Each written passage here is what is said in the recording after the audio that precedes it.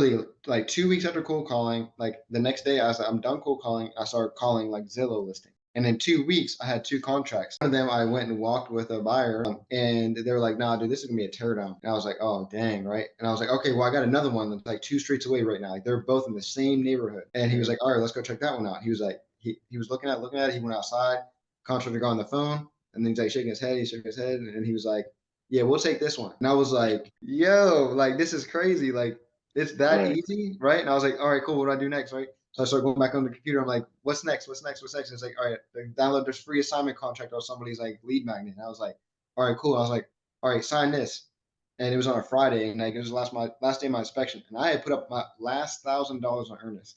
Like I was like full faith on the limb. I'm like, this gotta work, right? So I did that. The buyer ended up submitting his EMD on Monday, and then I made 5 grand on that deal. And I was like, this is it.